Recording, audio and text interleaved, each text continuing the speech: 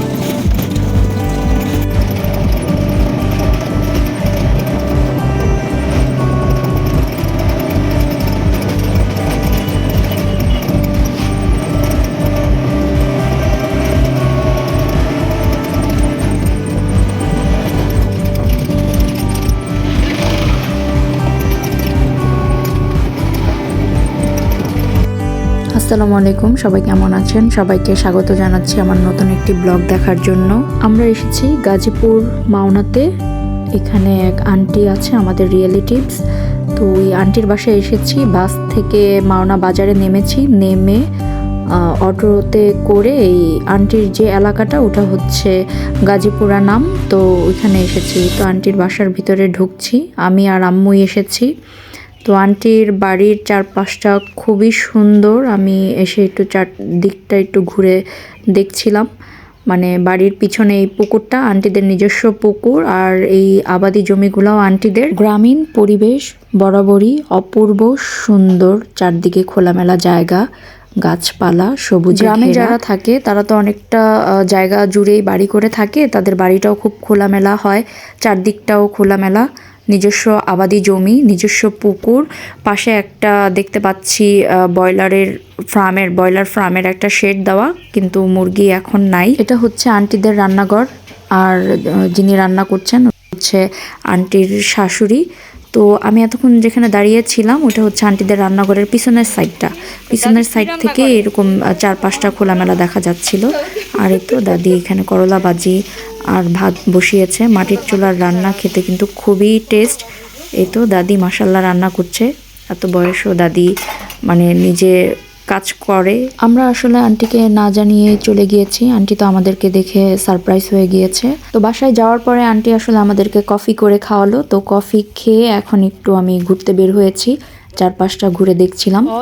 যেটা এত সুন্দর জায়গা, ফাঁকা জায়গা। আর এই পাশটা হচ্ছে ধান ক্ষেত, আন্টিদেরই ধান ক্ষেত। তো ধান কাটা হয়ে গিয়েছে। আর এখানে যখন ধান গাছগুলা ছিল তখন কিন্তু প্রচুর পরিমাণে শিয়াল নাকি আসতো, এসে আন্টিদের বাড়ির মুরগি খেয়ে ফেলতো। যেহেতু গাছপালা বেশি এখানে শিয়ালও আছে। আর এটা হচ্ছে আন্টিদের নিজস্ব পুকুর, সেটা তো বললামই। এটা হচ্ছে আন্টির ছেলে। তো বলছি ছোট চিংড়ি দেশিগুলো না। আর এই পুকুরটা দেখতে আসলে দেখা যাচ্ছিল পানি কম, কিন্তু এটার গভীরতা খুবই বেশি। এটাতে নাকি নিচে নামলে মানে মাটি ছোঁয়া যায় না, এত গভীরতা এই পুকুরটা। দিনের আলোতে এত সুন্দর দেখা যাচ্ছে, রাত হলে পরিবেশটার কি অবস্থা হয় ভাবা যায়। এখানে আসলে সন্ধ্যা হলেই যেমন শিয়াল ডাকে আর ঝিঝি পোকার ডাক তো আছেই। হ্যাঁ, রাতে কিন্তু এই সাউন্ডে ঘুমাতে খুবই ভালো লাগে। আর গ্রামের খাবারের কথা কী বা বলবো, যারা গ্রামে থাকেন তারাই আসলে ফ্রেশ খাবারটাই খেয়ে থাকে। নিজের গাছের সিম, গাছ থেকে পেড়ে আনা সবজি, ওগুলা খাওয়ার স্বাদই কিন্তু আলাদা।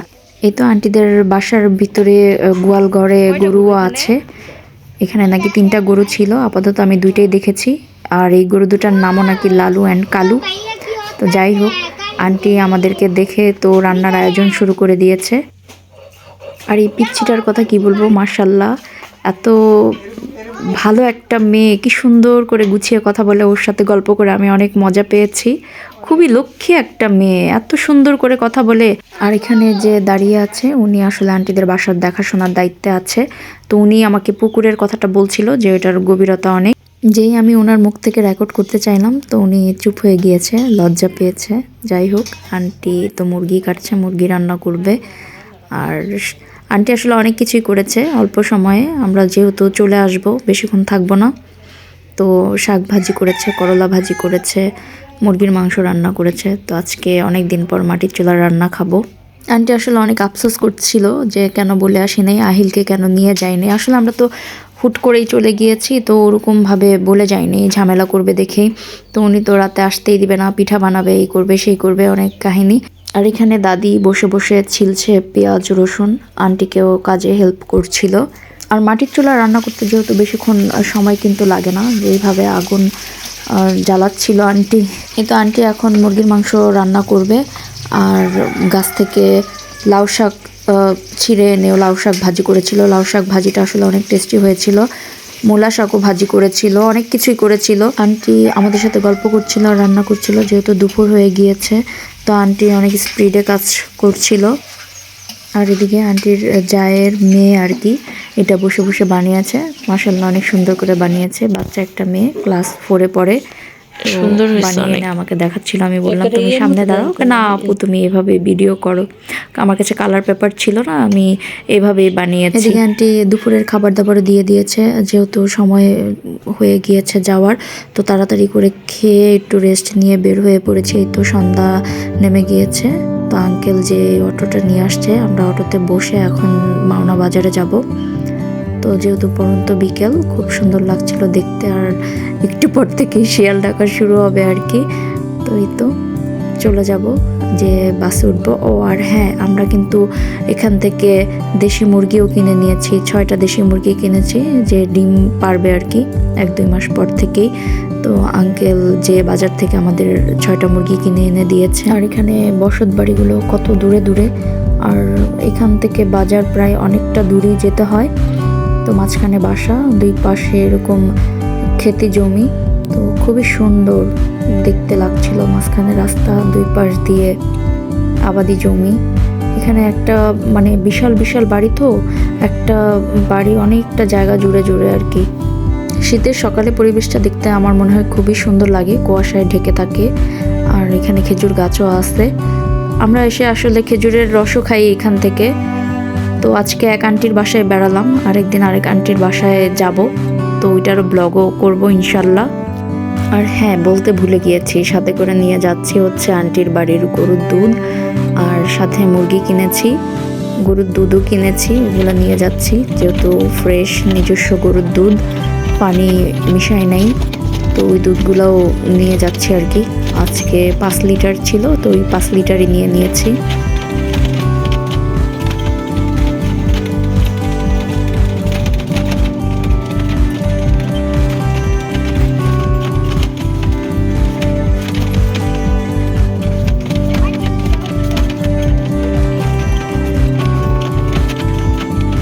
এই তো আমরা বাসে উঠে পড়েছি। আর বাসে হয়েছে মজার এক কাহিনী।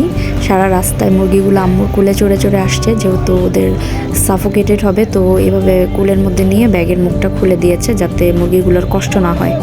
আজকের ভিডিওটি ভালো লাগলে অবশ্যই লাইক অ্যান্ড সাবস্ক্রাইব করবেন। দেখা হবে অন্য একটি ব্লগে। আল্লাহ হাফেজ।